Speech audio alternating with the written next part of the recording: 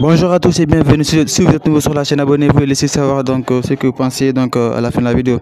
Aujourd'hui, nous allons parler donc du match entre Manchester City et Manchester United qui vient à peine de finir. Donc c'était un sacré match, sincèrement. Donc le match a commencé d'une façon complètement inattendue et on a vu Manchester United donc marquer dès la première mi-temps et sur une frappe lourde donc de Marcus Rashford ici. Et ils ont même s'ils n'ont pas eu la position au sein de la première période, mais ils ont joué en contre et ils ont réussi donc à marquer donc un but.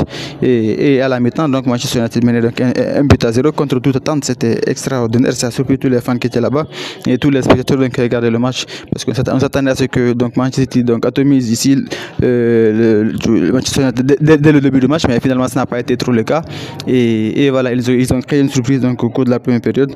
Mais donc ça a changé très rapidement à partir de la deuxième période. Ils ont aussi tenu, ils n'avaient pas beaucoup d'occasions parce qu'à la deuxième mi-temps, ils sont rentrés avec seulement deux tirs dans un seul cadré. Donc et le seul tir cadré donc, a mené à un but, tandis que du côté de Manchester City, il y avait plus de 5 tirs cadrés. Et voilà. Et ils n'avaient pas réussi à marquer donc, au cours de la première période, même s'ils ont globalement dominé. À la deuxième période, ça a changé. Et on a vu la sortie de Jérémy Doku qui a été remplacé par Julian Alvarez, qui a joué un rôle prépondérant ici dans ce match. Et nous avons vu City égalisé par l'intermédiaire de Phil Foden. Foden qui est dans une forme étincelante en ce moment. Il a marqué 18 buts et distribué donc 6 passes décisives au cours de cette saison. C'était donc le Foden qui est sur la ligne donc, de ces dernières années. Il a fait son match, il a réussi donc à faire un doublé. Et en fin de période, donc City donc ils ont concrétisé donc leur victoire à travers donc le but d'Erling Haaland. Donc c'était un match assez intéressant des deux côtés. On a eu pas mal d'occasions de part et d'autre.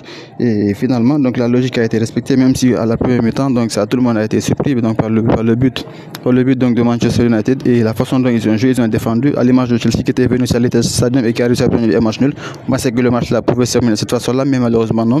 Et City a su revenir donc City a su trouver donc les réponses ici donc et ils ont su débloquer donc le score et mener donc par 3 buts à 1.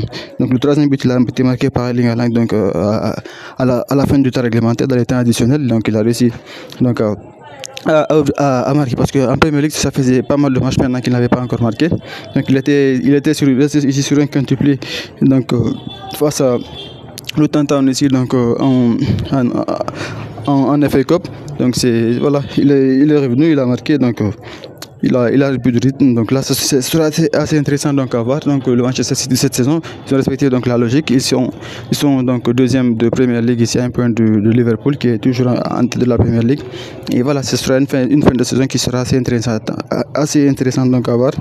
Donc voilà, c'est tout pour notre vidéo d'aujourd'hui.